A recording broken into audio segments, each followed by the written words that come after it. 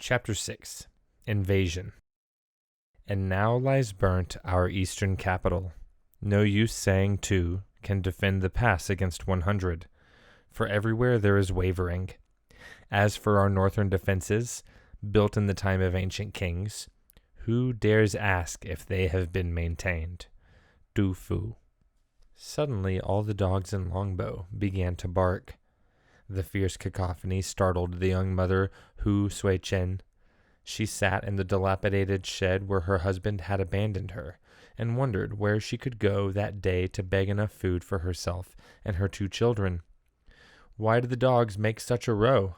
Sui-chen called out to her neighbor, Chuhar's wife. Through the doorless aperture that was the only entrance to her home, the answer came clearly back.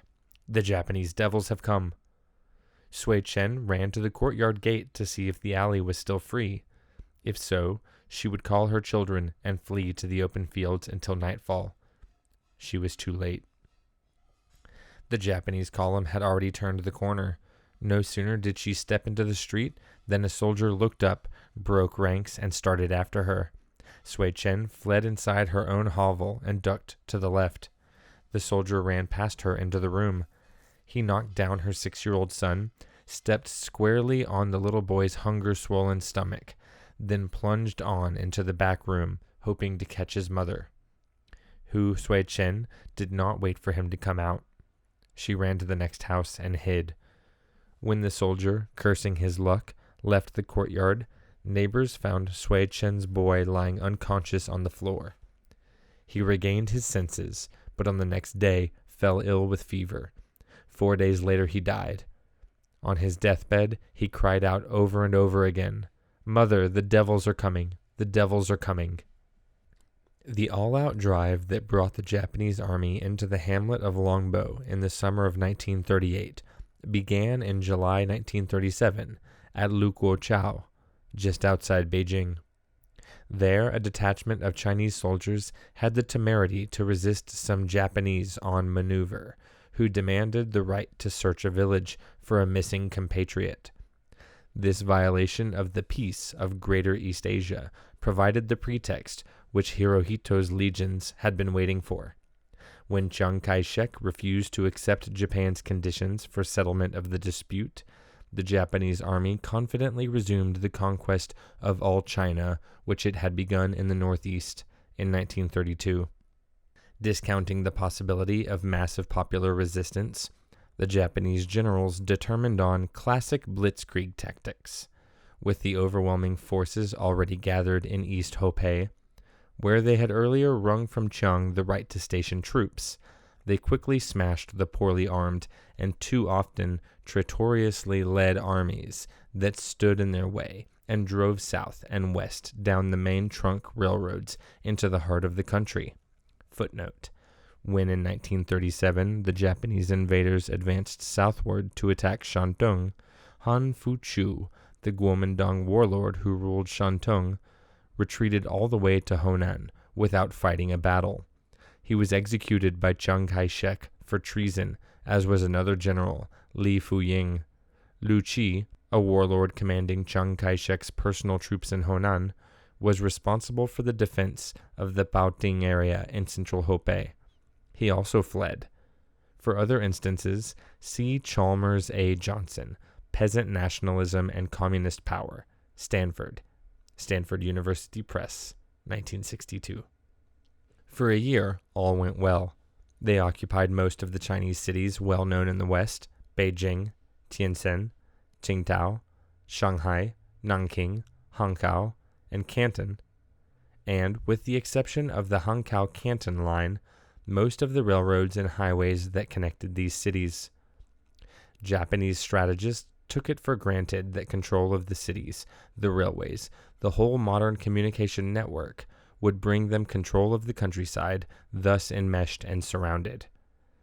Japanese strategists took it for granted that control of the cities, the railways, the whole modern communications network would bring them control of the countryside, thus enmeshed and surrounded.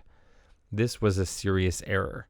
While their mechanized armies pushed on triumphantly into central China, a resistance movement grew up behind them. This resistance soon confined the conquerors' effective control to the cities and the narrow railroad corridors between them.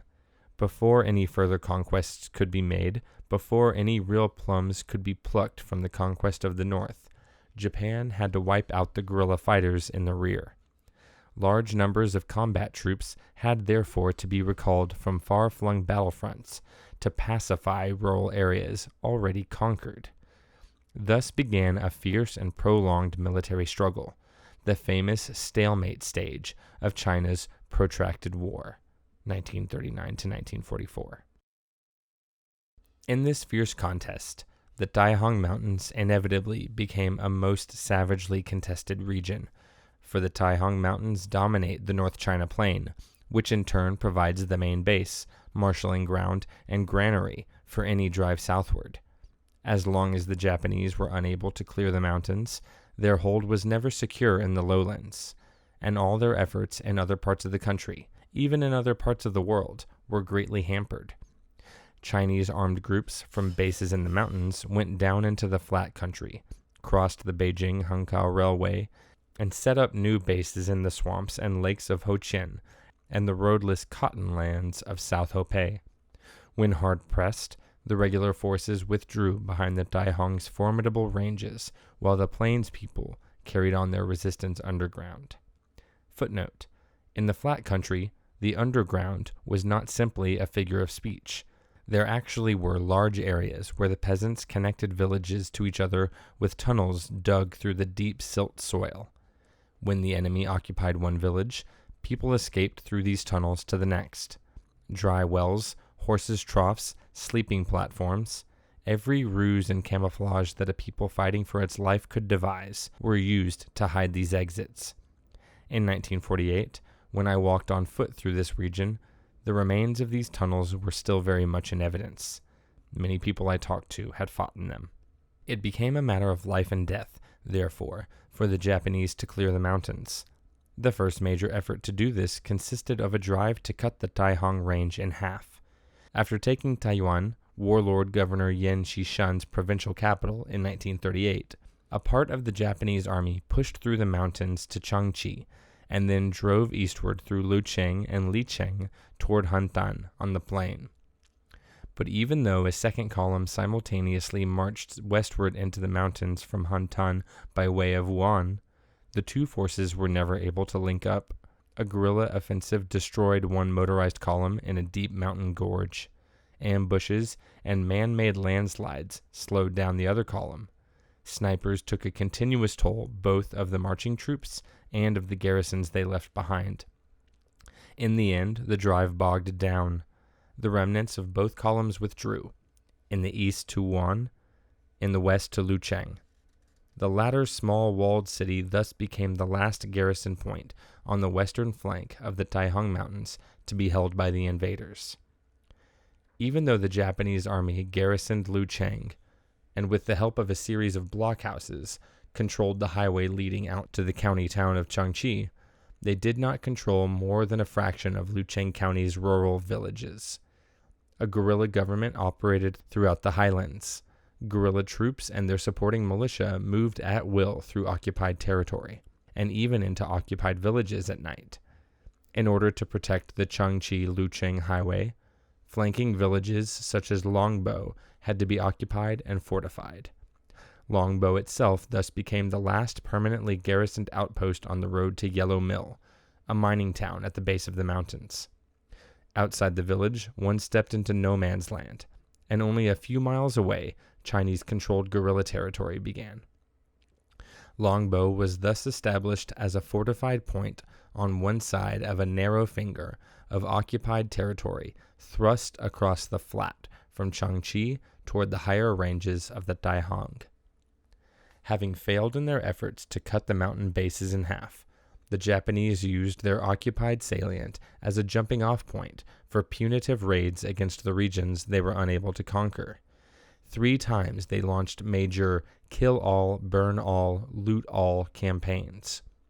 Throughout whole counties, dwellings were razed or burned, livestock slaughtered, implements smashed, wells plugged, and people driven back and forth across the hills and plains like hunted herds.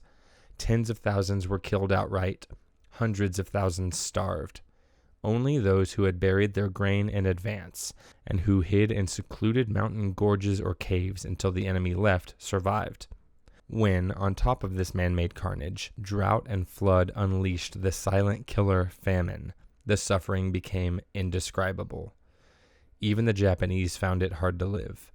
They increased their pressure on the occupied villages, wrung the last peck of grain from already starving peasants, slaughtered the draft cattle for meat, and dismantled houses for the fuel and the timbers of the roofs and the doorways.